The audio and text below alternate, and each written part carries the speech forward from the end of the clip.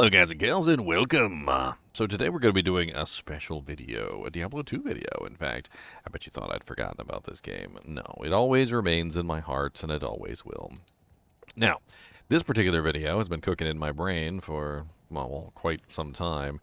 And I wanted to make sure I got a really good list and also kind of made sure that I didn't do this wrong. And what are we talking about today? We're talking about the best items to make your Iron Golem out of. In fact, the top 20 items to make your Iron Golem out of. Now, due to specific reasons, I decided that ranking them would be unfair. Mainly because you often don't have a choice in what you have available to you. You just simply have things that are available to you. And because of this, more often than not, the easier to come by options are usually the best, since your Iron Golem is going to die on a regular basis. So before we get started with the items that are actually good for your Iron Golem, we are going to talk about the items that are not good for your Iron Golem, strictly because they are super expensive, not because they are bad for your Iron Golem. In general, these items are avoided because, well, sustaining them is impossible. If your Iron Golem dies for whatever reason, you have to replace the item, and you're going to be set with a large number of deaths with your Iron Golem. In fact, it's pretty much just par for the course. There are ways to make your Iron Golem into a godlike tank, but even if your Iron Golem is nigh unkillable, if you die, well, your Iron Golem still dies with you. Hardcore characters are laughing right now. They're like, if I die, well, the Iron Golem doesn't get to come back, so making him out of expensive items in hardcore is great. But first off, let's talk about Pride. Pride is an absolutely excellent item to make your Iron Golem out of because, of course, it gives your Iron Golem the ability to grab the concentration aura. So this would essentially allow you to have free concentration aura on your minions. This is absolutely excellent. The problem, however, is that Pride is a very expensive recipe coming in at multiple high runes and is just completely unsustainable unless you are purchasing RMT currency or you have like completely ended your Diablo 2 career to the point where you've got like 62 infinities in your stash and prides and 30,000 jaw runes and you can just get whatever you want, right? But for those of us who are brand new to the game, like on a brand new ladder start, Pride is not only impossible, it's also impractical because you would probably rather spend those runes on something that is more valuable to your character instead of something that is going to die. Infinity is also a likewise bad choice, and I'm pretty sure I have an Infinity in here somewhere. Let's grab the Infinity. Infinity also is just not really the greatest choice for an Iron Golem, due to the fact that it just has way too many high runes in it. Bur Mal Bur Ist is just kind of unsustainable. Again, at the end of a ladder, if you've got like 6 Infinities laying in your stash and you just want to have a laugh with it, sure, you can. But the Golem is going to die, and you're going to lose this, and the temporary advantage that you have from this will be gone. And that's kind of like the entire point of my ranking system, is that temporary advantages, like your Iron Golem having Conviction, are certainly nice, but they're unsustainable. You really can't keep these going. And we have more of these particular rune words and things that are just kind of unsustainable. Stormlash is another one that's just unsustainable. For the most part, Stormlash is a relatively rare and relatively valuable item that you will not see on a regular basis. It does have static field and crushing blow, and if you were definitely going to make an Iron Golem out of this, you would 100% want to use an rune for the additional chance of open wounds, because there's absolutely no reason why you wouldn't want open wounds on your weapon, and we'll talk about that later. So Stormlash likewise makes a very excellent Iron Golem, but as you can see, my Infinity is now gone. These items are absolutely insane for Iron Golems, but their availability is just absolutely garbage, and so they did not make my top list. Strictly for the reason that they all require high runes, mid runes, and various other runes, which make them just untenable for any character who's actually playing on a regular basis, and their Iron Golem is dying on a regular basis, which will happen. Beast is also an excellent one that falls into this category, that also has high runes and mid runes in it. That would give you, of course, the Fanaticism aura for your minions, which would be absolutely amazing if you were running a minion army. However, likewise, making your Iron Golem out of this is stupid. There are thousands of options, of course, within the game, like Last Wish, in a Eth Colossus blade, which would make the most incredible golem in the world, but good luck getting Jaw Mal, Jaw Sir, Jaw Burr, and then spending it on your golem, which is likely going to die. Now, it's not necessarily that the golem will die, because honestly, a golem with Last Wish will probably be next to invincible. The problem, however, is that if you die, your golem dies with you, and also, obviously, the Last Wish. There are also a lot of bugs within the game that cause problems around, like the golem just simply getting stuck on things and disappearing on their own. You know, you could lag out and die, and then you come back, and of course your Iron Golem is missing. There are tons of things like this that will happen. So I wanted to get those items out of the way, because they are amazing Iron Golem items if you're super duper rich. If you're wiping your butt with $100 bills and jaw runes, then by all means make your golems out of those. But for the rest of us who are peasants within the world of Diablo 2, you know, leveling up brand new characters who are incapable of obtaining 73,000, you know, jaw runes, burr runes, mal runes, ist runes, sir runes, low runes. We're going to go over the top 20 items that you can make your golem out of that are not ridiculously expensive or hard to come by. So first off, we're going to start off with one of the items that I think makes one of the best Iron Golems out there, and it's just simply from utility purposes. If you would like to have a Meditation Aura, an Insight Rune Word is extremely easy to come by. You can make it in any 4-socket polearm, and you cannot make it in bows because bows are wood. You cannot make Iron Golems out of wood. So let's get that out of the way right now before I get 1,000 comments about why not Ribcracker? Ribcracker's wood. Why not, you know, such and such weapon? That's because that's wood. If it's made entirely out of wood, you cannot make an Iron Golem out of it.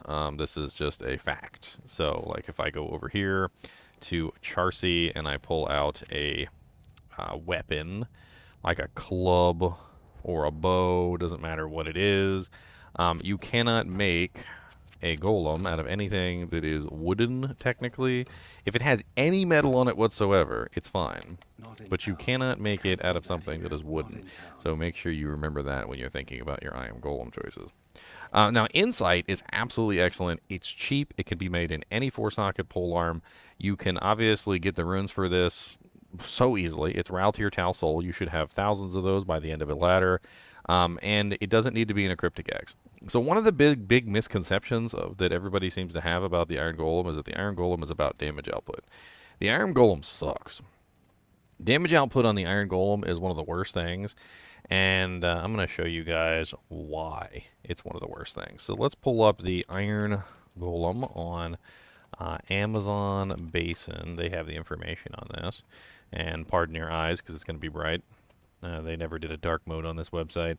One of the problems with the Iron Golem and why the Iron Golem never really does good damage is this right here. So the attack rate of the Iron Golem has a 15-frame AI delay in all difficulties and lengthens the interval between consecutive attacks. This basically means that the Iron Golem has a permanent delay in his attacks that will never go away. Which means that no matter how fast your weapon, no matter how godlike the damage on this weapon, he's still going to have this terrible 15-frame delay, and it's just not going to be very good. To put that in perspective, the game has basically 25 frames per second, and you divide that by 15, and you get basically 1.66 attacks per second, which is just terrible. And that's at the fastest that they can possibly go, which is not going to be the case, because in the majority of cases, your weapon is going to add an additional delay onto the 15-frame delay, which makes their attacks even slower. So in most cases, you're not really going to be relying on your golem for pure damage output. You're going to be relying on your golem for other things. And this is kind of important because it just doesn't really work out as well as you would think. Damage output is secondary to utility on the Iron Golem. And that's why items like the Insight are absolutely excellent, because if you make your Iron Golem out of, say, for instance, a normal difficulty 4-socket polearm, like just a polearm, or like a war spear, or like it could be even like a base type like a man catcher. Any 4-socket one will work for the Insight polearm, and you're going to get the wonderful meditation aura. And that's what makes the meditation aura. Of course, I didn't even have my Iron Golem on, did I? There you go. See there? I didn't even have the Iron Golem on when I was showing that you can make the bow. There you go. So there you go. Right-clicking many times on the bow, you see, and right-click on the Cryptic Axe, and it works on the first try. The Cryptic Axe is a good base. Obviously, there's tons of different bases you could potentially use. This is not the only base. The reason why this makes the top list is because, number one, it is extremely easy to get access to. So this is kind of like the important thing that you need to think about when you're thinking about why these items make the top list. Availability. I'm going to spell that right. Availability is a strong reason why you choose items for your Iron Golem. Yes, you could potentially try and get yourself a very special item and make sure it has all the stats that you want on it, and you could play around with that. But the moral of the story is your Iron Golem's going to die, and he's going to die a lot. So having an item that's easily available is going to be a huge boon. The Insight Polearm is a very strong contender for this. It is extremely available. You can get access to it anytime that you want to. On top of that, like utility. Does it actually do something for me that I need? The Insight Polearm, of course, is providing a very good utility. It is going to give you massive amounts of regeneration, right? And for free, basically, because you can pick up any 4-socket polearm, make yourself a Raltier Tal Soul, and bam, you've got yourself an Insight Polearm, and you can just run that on your Necromancer constantly. Cost. This is also a big thing.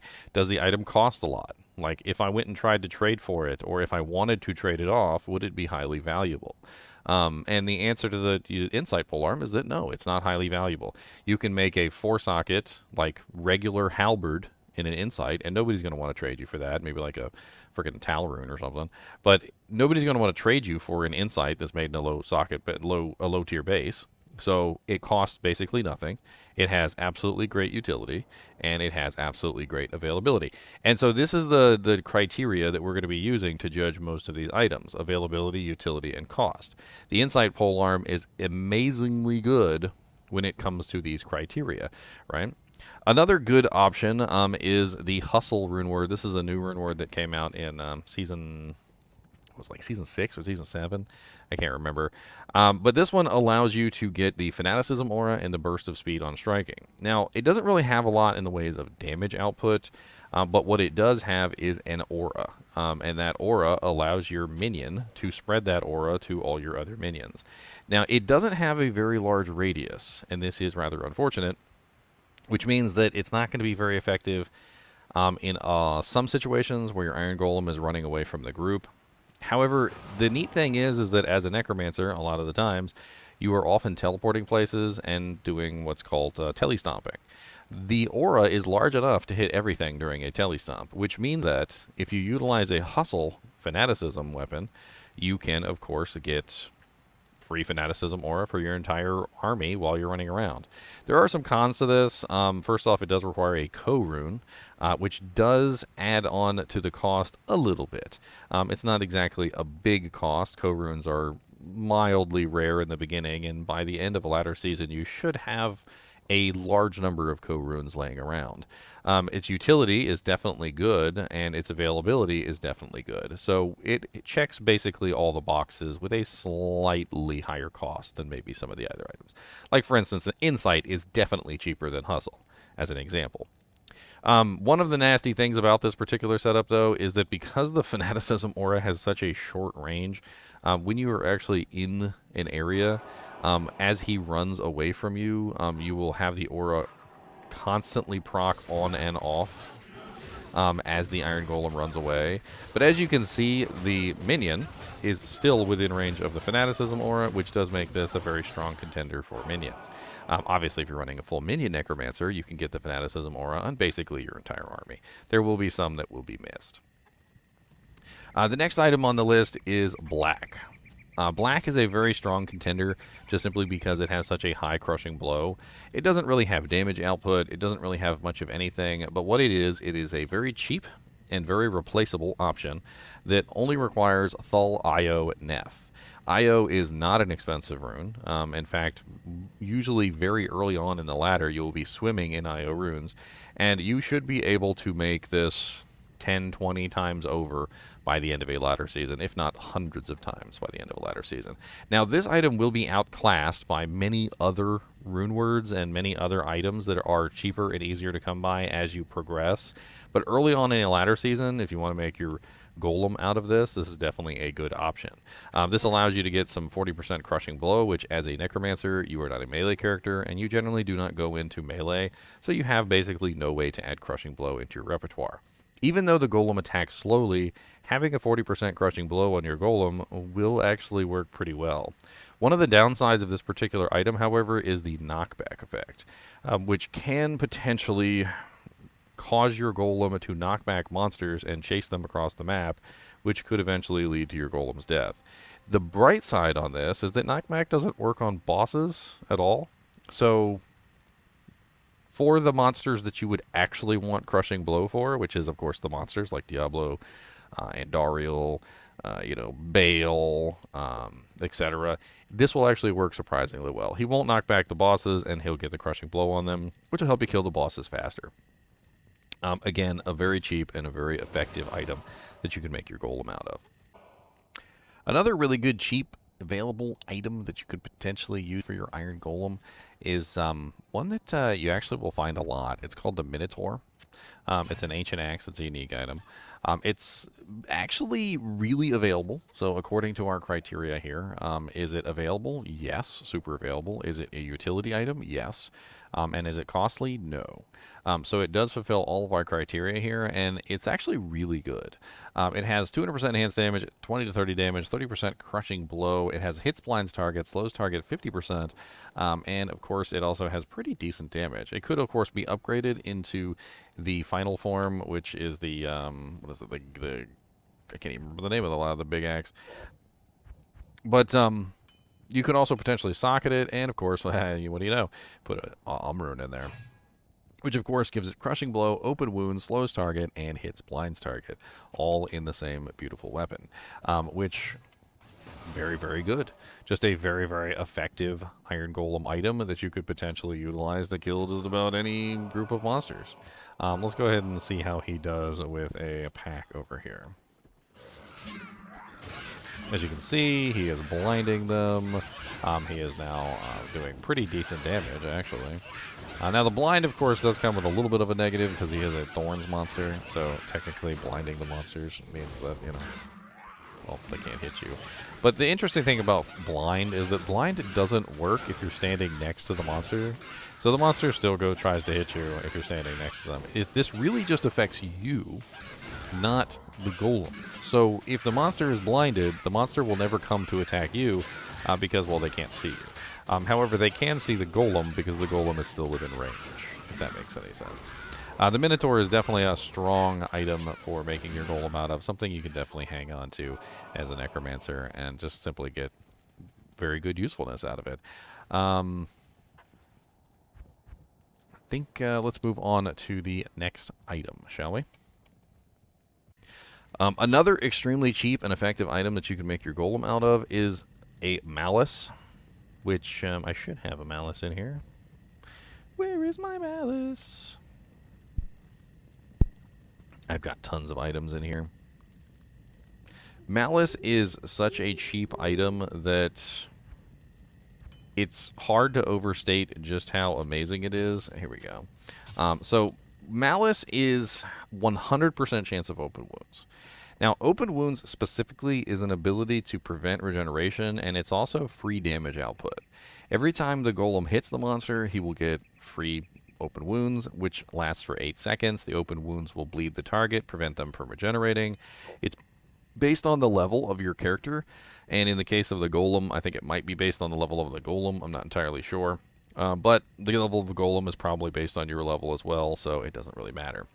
The moral of the story is that Malice at IFLF, one of the cheapest rune words that you can potentially make, has pretty much everything you would want on it to prevent, the monster from regenerating.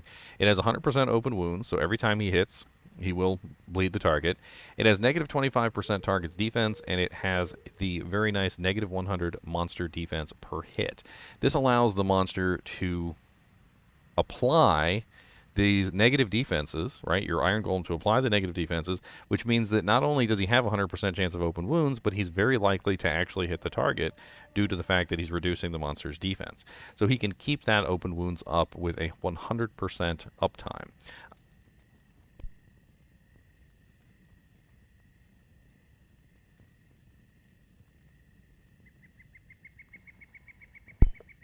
Oh, sorry. So this one right here can be made in just about any weapon, 3 sockets. You'll find 3-socket weapons all the time. 3-socket weapons are less useful a lot of the times than 4-socket, 5-socket, 6-socket, depending on the bases. And a lot of the times you will just simply take these, FLF them, drop them on the ground, make a golem out of them, move on. If he dies, well, oh well, you haven't lost anything. Again, looking at our list, availability, very good. Utility, very good. Cost, extremely cheap, right? So Malice fits all 3 of our criteria for a very effective item. Another very effective item that you can potentially make your golem out of is the Paladin Shields. Now, not maybe this particular one, because this is actually a really nice base, but it doesn't really matter. Any Paladin Shield that you find that has plus 45 to all res can be socketed, and you can also, of course, throw in P diamonds. The purpose of this is to make a golem that is basically nigh unkillable. Golems actually have a unique ability to become immune to specific elements depending on their resistances because they are technically a monster. They do not have resistance caps like we do. And because they do not have resistance caps, they can actually go above the resistance caps, and they can actually become immune to those elements. And this is, of course, on the Amazon Basin page, and I'll show this to you as well. Again, shield thine eyes, because it is a very bright page. But let's go down here to the bottom here, and we're going to look at... instead of the Iron Golem, because the Clay Golem is the easiest to demonstrate this with, we're going to go to the Clay Golem. And in the Clay Golem, super bright, there is, or is it, I believe it might actually be in the Summon Resist category. Yes, the Summon Resist category. So a Clay Golem's cold resistance is 50% and CR is 50%. From a level 6 Summon Resist, and in it becoming immune to cold. So for instance, if you do not have 100% cold resistance, the Clay Golem can turn blue and be chilled. However, upon reaching 100% resistance, the Clay Golem basically becomes immune to cold. This allows the Clay Golem to basically shrug off all elemental damage of that particular type. Now, of course, they are affected by conviction auras, which can potentially kill them, which is why you would probably want to go over the cap by a rather large degree, so that in the case of any kind of negative resistance that they might come across, they can basically just be super tanks. Now, if we take a look at the Iron Golem's resistances, the Iron Golem has a lightning resist of 50 and a poison resist of 100, which means he's already technically immune to poison. He is not immune to lightning, and he has no cold or fire resistances, which means that if you make him out of a shield that has 45 all res and you put 4 P diamonds in it, combined with your summon resistance, which gives you a fairly large amount as well, which if you take a look at summon res, he has 66% summon res. In combination with the Paladin Shield, the Summon Res, and the P Diamonds, he will be immune to all elements. Fire, lightning, ice, and cold, and the only element that he will not be immune to is physical, which is unfortunate, but that is the only thing that will basically be able to kill your Iron Golem at that point.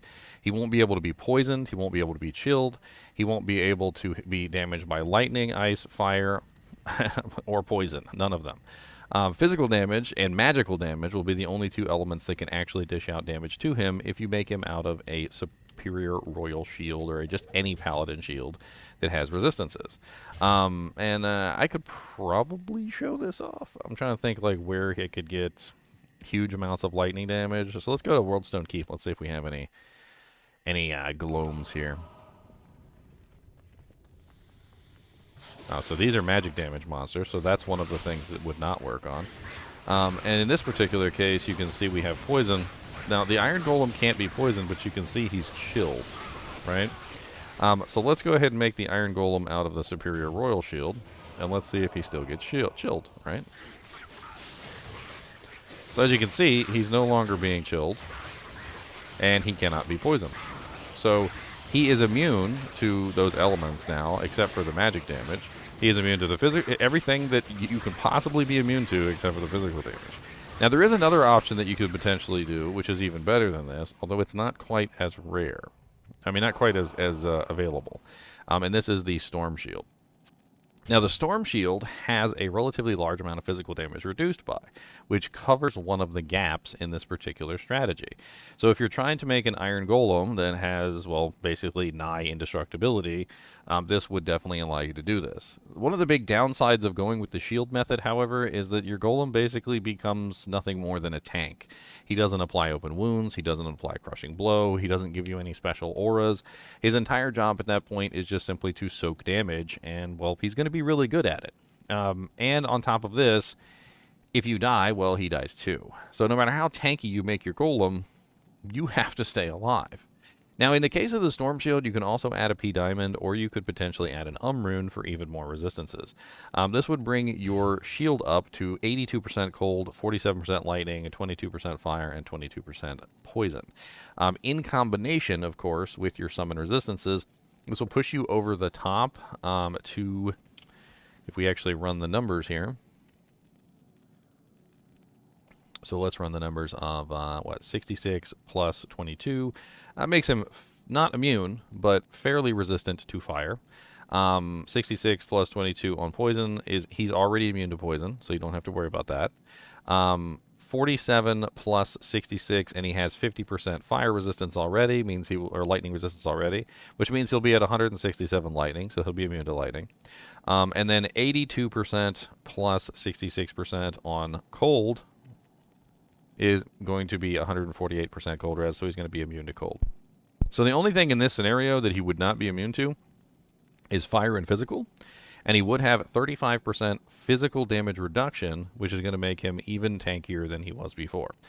So although the Paladin Shield method is definitely superior because, well, Paladin Shields are highly available, P diamonds are extremely available, obviously, so you can definitely get a lot of perfect diamonds. Utility, it has a very nice utility of tanking, so just simply making your golem like nigh unkillable, and the cost of it is extremely low. The Stormshield doesn't quite have the same. It's not as available, obviously, so you're not going to have an easy time finding 1,000 Stormshields to make your golem out of. The utility on it is, of course, better than the Paladin Shield by a slight degree, and the cost on it is, of course, more than a random Paladin Shield that you find on the ground. So while this option is definitely one that you could potentially do, and an effective use of a Storm Shield for your Iron Golem, it is kind of lower ranked than the Paladin Shield just simply because it's not as available. I didn't include this one with the Infinity, the Beast, the Pride, and all the other stuff, though, because during a season, I have actually found like 4 or 5 or 6 Storm Shields in a season, and I don't think they're particularly that hard to come by. You could potentially fund enough of these to make a relatively tanky and relatively unkillable golem. Obviously, you still have a little bit to go on the fire res, but essentially once you use this setup with your Iron Golem, you should be looking at one of the tankiest golems that you've ever seen in your life. He could potentially just sit there and soak damage forever, essentially, unless you're fighting monsters that are putting out magic damage. Which, in this particular case, these monsters do cast magic damage, and as you can see, my golem is slowly starting to wane away. Now, this is, of course, the golem by himself. It's not like he's dying quickly. So you could always support him with curses like Life Tap or various other things to restore his HP, or if you see him close to death, you could, of course, just go back and heal him at, like, Maul. Hello. That is another shield option, and it's one of the only 2 shield options I would recommend, because there's not really a lot of very good, like, cheap, easy-to-come-by shields. You could also do Spirit, because Spirit also has resistances on it, but I think that 4 P diamonds and a random Paladin Shield is probably going to be even better than Spirit for the most part. He doesn't have skills, and most of the stuff that's on Spirit doesn't benefit him. Moving on to some other cheap options, Woestave is a very interesting cheap option that has 50% chance to open wounds on it, which is absolutely excellent. As we talked about earlier, open wounds is a massive boon for your golem. It also has prevent monster heal, which I don't think applies to the golem, but doesn't matter since he also has open wounds. It does have hits blinds target, freezes target, slows target by 50%, negative monster defense per hit. All of these things are definitely going to help you, and you could definitely even throw an Eth rune in here if you wanted to. The Eth rune would increase the chance that the golem would hit the target, and it's going to make the golem essentially apply all these various effects to the monster. One of the downsides of this particular one is that freezes target will, of course, destroy your corpses. As a necromancer, this can definitely be a bad thing, but overall, the weapon is definitely going to make you a very tanky, a very offensive and utilitarian golem.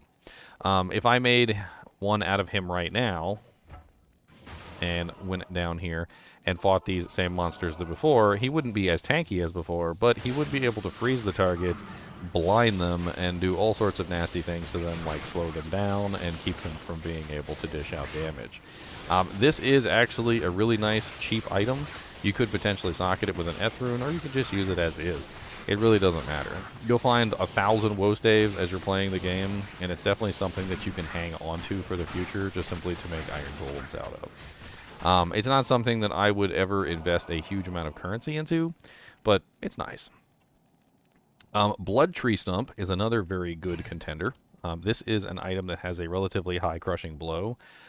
It also has some resistances on it to help your golem become better, immune to specific attacks, which is also very, very nice. So it comes with Crushing Blow and All Res, and if you wanted to spice it up a little bit, an easy way that you could do this is an Rune. As we talked about earlier, Open Wounds is very effective for the Necromancer because he can't apply it himself, and this is going to be a theme across the entire video, is that if you happen to have a Bloodtree Stump and you happen to have a socket quest, you could potentially throw a Rune in it, which is going to make it even better. This is going to give you Open Wounds and Crushing Blow together on the same weapon with a little bit of all resistances, which is certainly not terrible for your golem to help keep him alive, and a very, very good cheap option. You'll find tons of Bloodtree Stumps as you're going throughout the game. Definitely a good item that you can hang on to for creating golems out of. This one is going to give you, obviously, the Open Wounds, and it's going to give you the ability for your golem to apply Crushing Blow, which is going to actually up the damage of your golem pretty considerably. Crushing Blow is just a nice percentage of the monster's HP. And Open Wounds prevents them from regenerating, which is also very nice, both of which just absolutely excellent. As you can see, he actually managed to kill one of the Serpent Maguses. And this is just due to the fact that he's bleeding them to death and he's Crushing Blowing them to death. Not even really the damage of the weapon itself. Moving on to some other really good options that are cheap. Bonesnap Maul is something that you will find all the time, and Bonesnap Maul, likewise, up to Bloodtree Stump, is also very good for that particular reason. It has 40% Crushing Blow. It also has 30% Cold Res and 30% Fire Res, so it makes an absolutely excellent golem for the same reason that Bloodtree Stump does. It's readily available, it's cheap, and it has pretty much everything that you want on it. Likewise, if you wanted to be spicy and add an Rune into it, again, you now have something that has Crushing Blow and Open Wounds on it at the same time, and it's definitely something that you're going to be able to do whenever you feel like it. You'll probably, throughout your leveling process, find many Bonesnap Mauls, which you can throw on mules, and honestly, that's probably a very good idea. It's just grab a mule, grab some of these items when you find them, throw them on the mule, and then whenever you need an item for your Iron Golem, you just whip out a new one. If he dies, oh well, just move on to the next item.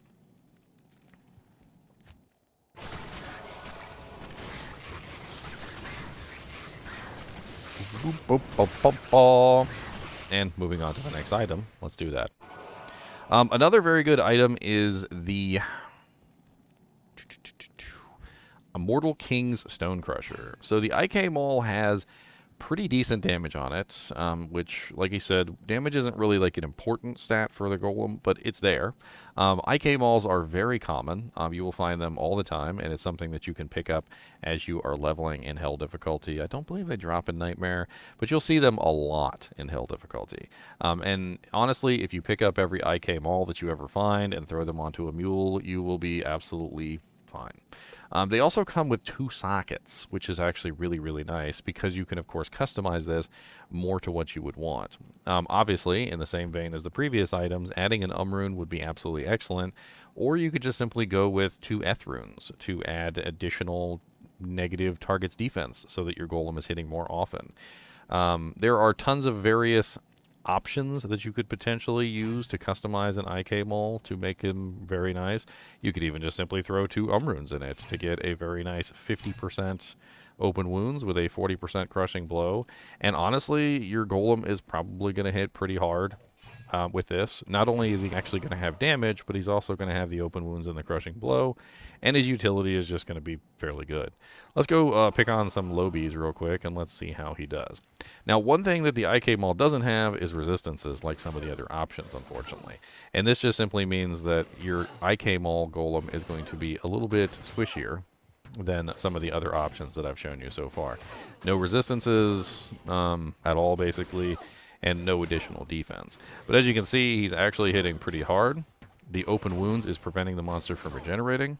The crushing blow is working very well to allow the golem to dish out damage. And unfortunately, he's kind of spastastic ADHD, so he just keeps attacking everything. But that's fine. As you can see, he's just simply doing his job and applying the crushing blow and the open wounds to basically everything that he's attacking. So, good. IK Mauls are definitely cheap as well if you want to trade for them.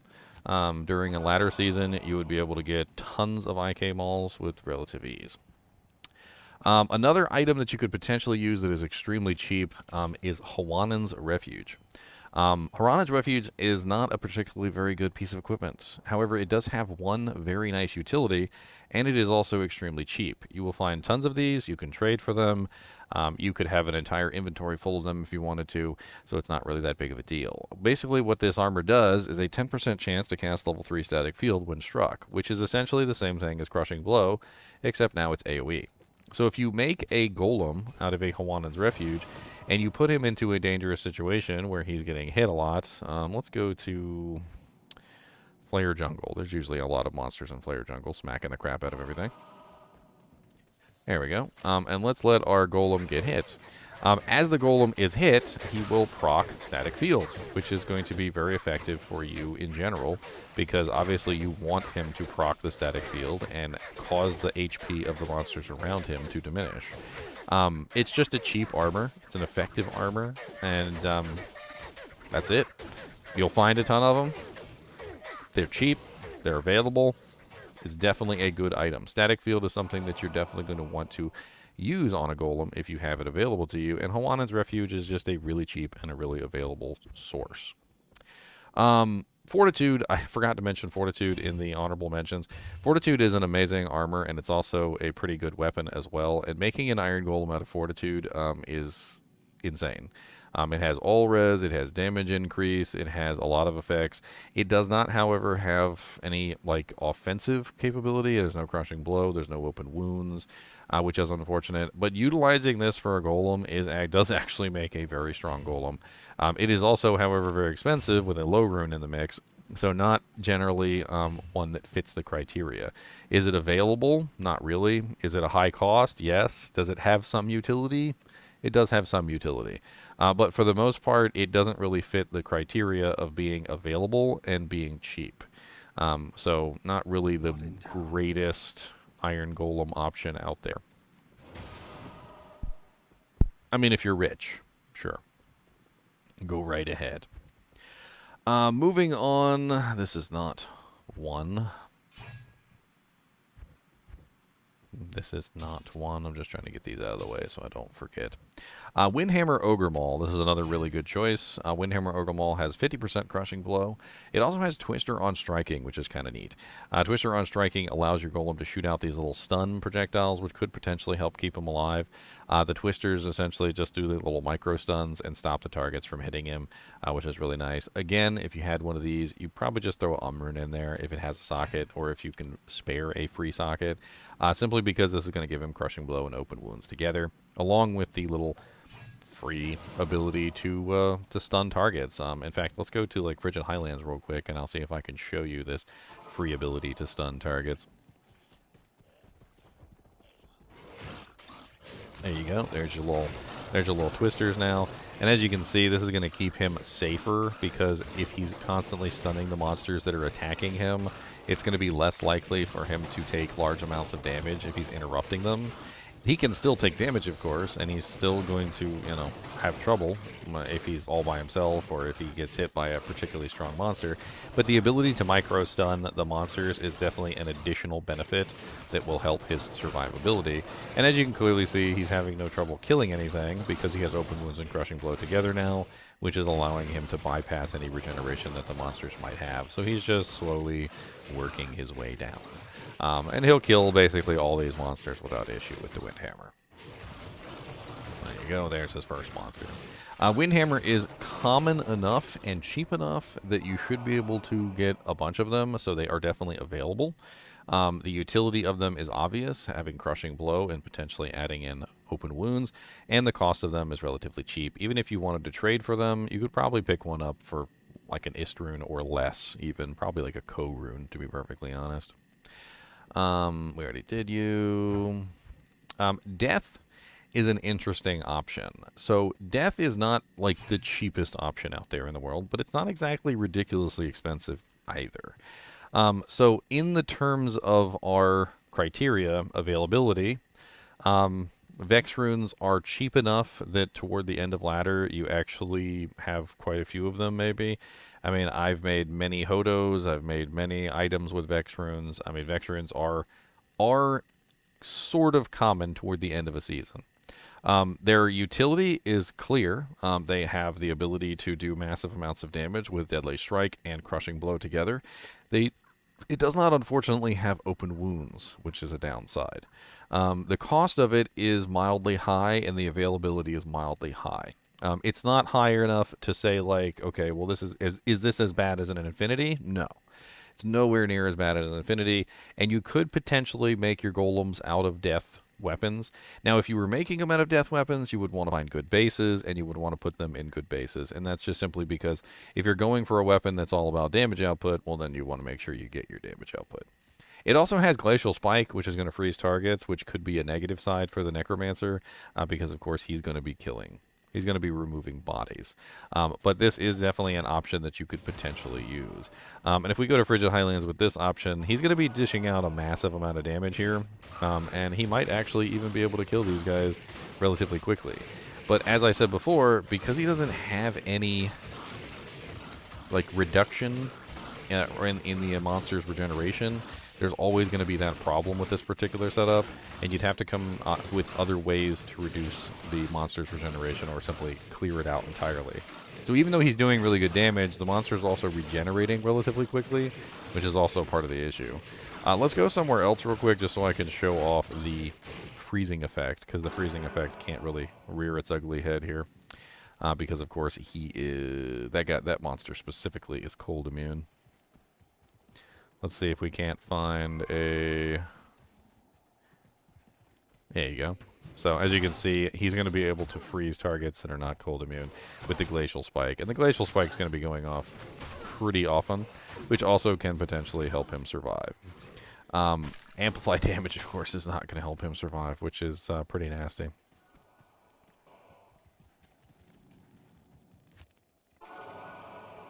Moving on to the next one, let's go to the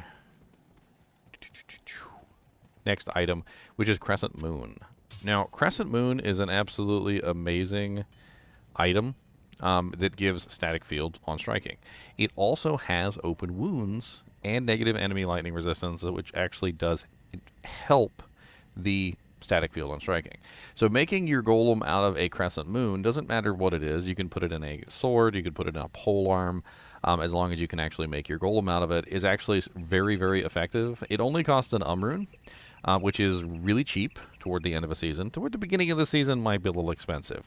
But having a bevy of Crescent Moon weapons to use at your disposal is actually really, really good. Let's go back to that same fight with Eldritch the Rectifier. And let's let Eldritch the Rectifier fight my boy here. And let's see how good the static field works for him. There we go. We got a Chain Lightning proc, a static field proc. Now, the problem with this versus Hwanin's, and this is an issue that you're always going to have with the Golem, is that he doesn't attack very fast. As we talked about earlier, the 15-frame attack limit on him is always going to make this a losing proposition in terms of, like, proccing damage. Also, his attack rating is not really the greatest, so having negative defense or something like that in the mix helps out. And you can see, although he does proc the static field, and it is useful, it's not enough to happen, you know, like within, like for instance, if I was doing a barbarian and I was dual wielding Crescent Moons, I would have seen the static field proc many times. Now, it's still good to have the static field going off, and it's not ridiculously expensive. Again, it's highly available, it has a utility, and it doesn't really cost that much. An rune is not a huge cost. You could potentially make this in lower tier weapons too that don't have particularly high damage output. It doesn't really matter. As long as you can actually make a golem out of the item. I'm pretty sure, if I remember correctly, you can't make golems out of crystal swords. Yeah. So crystal swords are off limits, so it would have to be something like a cryptic sword or a, you know, like the broadsword category. There's a lot of different weapons that you could potentially use. I think that Crescent Moon is a good option, but probably better made in like a polearm. Just simply because it has higher damage output than the sword. Pole arms are actually easier to come by too, which is fine. There's other options, though, that would probably make better ones than Crescent Moon, and I think Crushing Blow just tends to work better. It does have open wounds on it, though, which is nice. Let's talk about some of the cheaper options. So Crushflange Maze. Super duper good, easy crushing blow that you can get. 33% crushing blow. Again, it also has knockback like black, which is a little bit of an issue, but it doesn't apply on bosses, so it doesn't really matter. This is just a dirt cheap option. It also comes with 50% fire resistance, which will help your golem stay alive versus fire damage, which there's like tons of fire damage in Diablo 2. So keeping that in mind. And of course, let's go ahead and make him out of the Crushflange. Now, another really good option that's not quite as cheap, but interesting, is the Fleshripper. So Fleshrippers vary tremendously in value. If you have a particularly crappy Fleshripper with a very low enhanced damage, it can be extremely cheap. If you have a very good Fleshripper with very high enhanced damage and it's ethereal and a bunch of other things, then it's going to be very expensive. Fleshrippers actually do become quite common toward the end of a latter season, especially a large number of bad ones that have low percentages. And Fleshripper Fangknife just makes an absolutely excellent weapon for your Iron Golem. 300% enhanced damage, 50% targets defense, 25% crushing blow, 33% deadly strike, 50% chance of open wounds. I'm pretty sure the prevent monster heal doesn't work, but 20% slows target by, which basically turns him into a beast that can not only arrest regeneration, but also applies crushing blow and deadly strike to his attacks. And you could, of course, even add more into this if you wanted to. Like if you wanted to have more open wounds chance, you could throw another rune in there, and you could add it up to like 75%. You could put an rune in there, which is much cheaper, and that would bring you up to 50% or 75% negative targets defense. And it just makes an absolutely excellent Iron Golem item, so that your Iron Golem can dish out a large amount of damage. In fact, let's... I am stuck. Let's go to a different area. Let's see the Fleshripper do its magic here. Of course, he's going to get chilled here because he's not immune to cold. Let's go... Oh, well, we got lots of monsters here, don't we?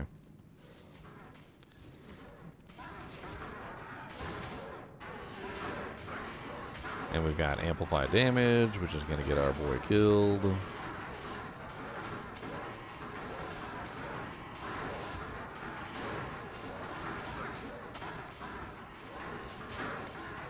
There's always one monster that wants to just be rude. Be a rude.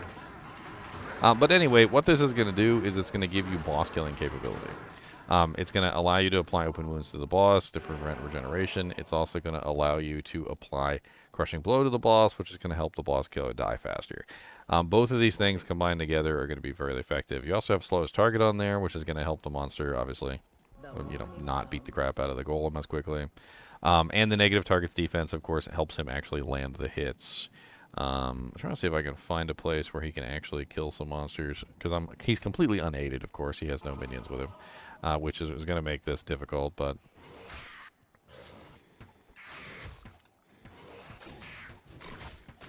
as you can see, we've got an elite here. He's picking on the elite. The elite's already fallen down with the open wounds. And he got a little bit of crushing blow damage on him. He keeps switching targets, though, because he's spastastic. Honestly, that's kind of a good thing, though, because with open wounds, you kind of want him to spread it around and make sure that he's stopping the regeneration of all the monsters, which helps out a lot. So, just in general, just having it spam the open wounds around is good. He's already almost got the skeleton down. Not bad. And he's not really taking much damage. So as you can see, Fleshripper Fang Knife is a pretty good option. Early in the game, not really available. Late game, it's going to be available a lot. You're going to have a lot of them. I've actually found like 5 or 6 or 7 of them in a latter season. A lot of them not ethereal and pretty bad rolls on the enhanced damage. But honestly, that's what the Golem is for. Items that don't live up to your expectations can become Iron Golem food. Another very good item that fits the criteria is the Obedience item, the Obedience polearm. Obedience fulfills a lot of the things that you need. It's only a co-rune, which is relatively cheap, co-foul. It has basically tons of damage, applies enchant, which allows you to get better attack rating, which is very nice. That means that your golem is actually going to hit the target more often. It also has negative target's defense on it, which again means your golem is actually going to hit the target more often. And it has 40% crushing blow, which is absolutely amazing. So that means that not only is your golem going to hit the target more often, but he's actually going to dish out some damage when he does so. And it has all resistances 30. All resistances 30 means that he's going to get, in combination with your 66% that you have on your character, you should be sitting at somewhere around, what, 60, 70, 80, 90, so like 96% resistances with an Obedience polearm. All in all, it's definitely a cheap available option, which is going to give your golem a lot of damage, and it's going to give your golem a lot of survivability. So it's kind of like a combination of both things. It's cheap, it's available, right? It has a good utility, crushing blow, and it also keeps your golem alive. So at the cheap cost of co-foul, which most people should be able to afford co-foul. With an Obedience, your golem is actually going to hit pretty hard, although he still hits slow because that's just how the golem works. And his resistances become higher. He has the faster hit recovery and the ability to enchant himself, which is pretty cool. It's not bad. As you can see, we've already got a couple of these carvers that are well on their way to the grave. Of course, some of that just has to do, of course, with the Thorn's ability, which is not bad either. Moving on to the next item, because we had a lot of items to cover. Let's cover a Sundan Yari. So Sundan Yari is an item that is extremely valuable if it is found in the ethereal condition because it has repair's durability on it. However, you're going to find tons of these not ethereal. They're super cheap, they're easy to come by, you can trade for them, you'll find them all the time, and what's best about them is that they come with 3 sockets, which means that you can potentially put whatever you want in here. They have 45% crushing blow on them, which is the hard thing to come by, and then the rest of it is pretty much just cake. You can put whatever combination of runes you want in here. You can throw 3 Eth runes in here for negative 75% target's defense. You could throw 3 Shale runes in here for increased attack speed. You could throw an rune or 3 runes in here for like a massive amount of open wounds. It's really up to what you have available to you at the time, but there are definitely options even for cheap setups. 3 Eth runes are dirt cheap. Everybody's got 3 Eth runes sitting in their stash, and if you find a Sundan Yari and you want to put 3 Eth runes in it, bam, you've got yourself a very, very solid Iron Golem item. And if you want to be bougie, you could even throw like Burr runes in there if you wanted to, and you could potentially add, you know, things like massive amounts of crushing blow, throw like an rune in there for open wounds, and you've got a very effective item. This item can also be upgraded into the Mancatcher, which increases its damage tremendously. Now, whether or not you want to do that to get additional damage for your golem is up to you, but it is something that you could potentially do. I believe that recipe is Pul Lum Perfect Emerald, if I remember correctly. And that would get you a Mancatcher as well, which is also another option that you could potentially do. Now, when you're making Iron Golems, it's really just about cheap, effective options, and this is definitely one of the cheap, effective options. Now, I would not make an Iron Golem out of this without putting runes in it. I feel like that's just a travesty on the part of this particular item. So, you know, let's pretend I wanted to throw, I don't know, 3 runes in there, which is kind of bougie. But 3 runes with 75% open wounds and 45% crushing blow makes a very solid item. Now my golem is going to be bleeding things with very good efficiency, so every time he goes to attack monsters, they're going to be bleeding at least 75% of the time. And on top of that, we're also going to have the very nice crushing blow that we get from it too. So as you can see, the monsters that are bleeding away their HP very quickly. He's arresting their regeneration with the open wounds, and if I switch to the old graphics, you can see all the blood on the ground. Not sure if you guys knew this, but open wounds doesn't really show up very well, like in this version of the game.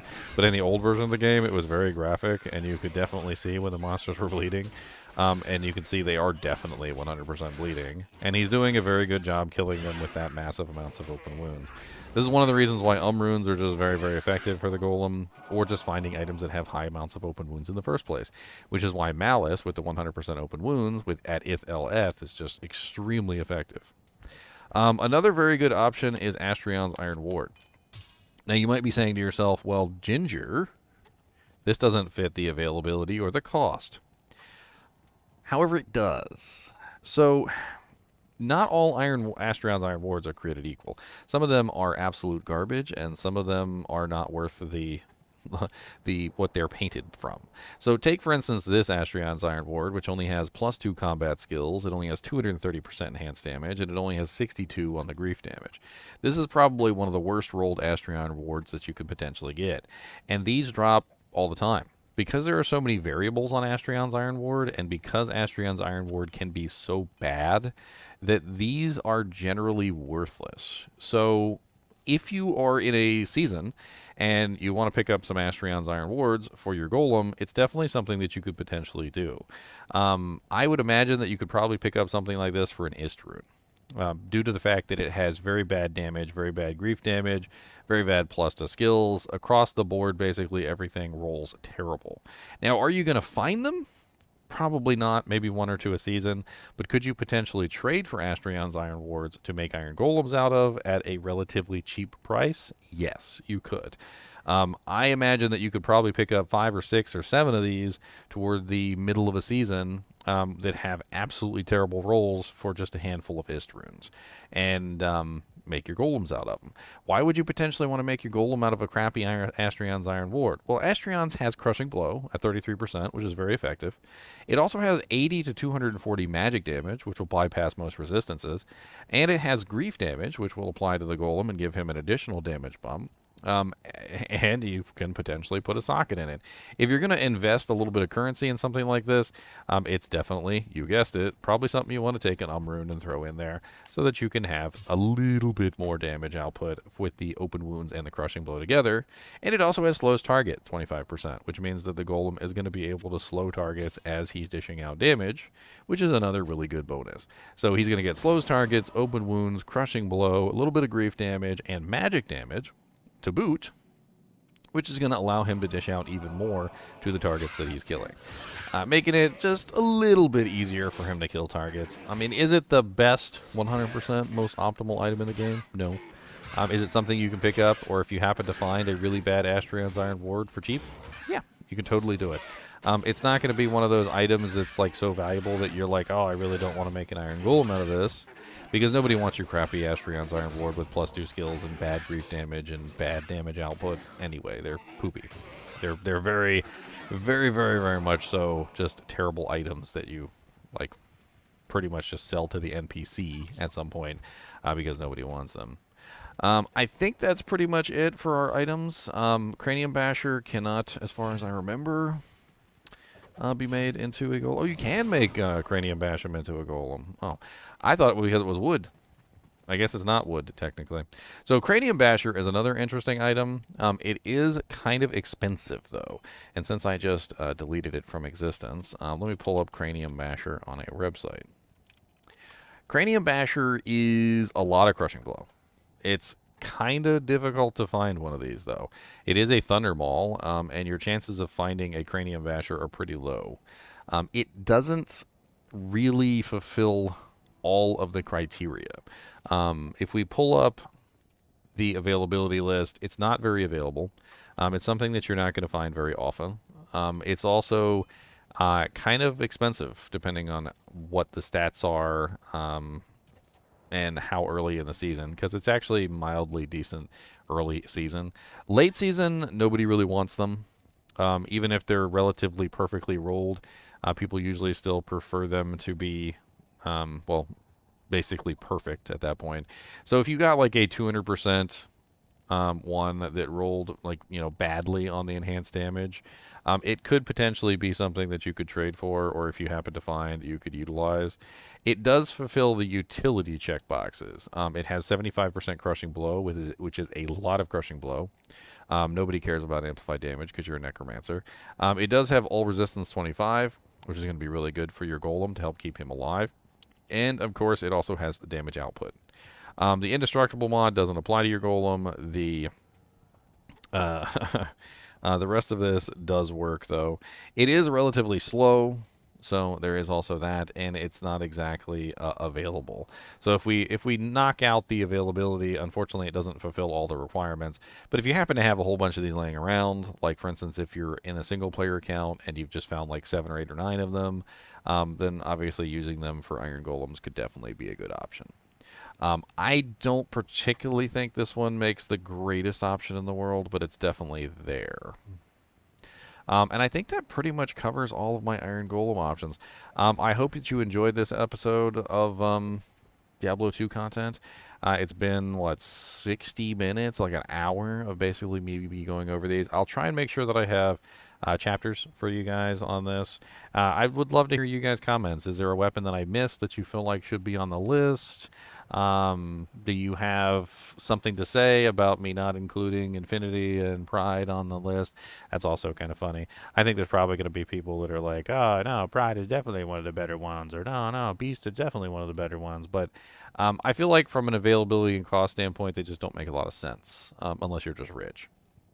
As always, be sure to hit that like button and the subscribe button if you enjoy the content. And as always, keep watching.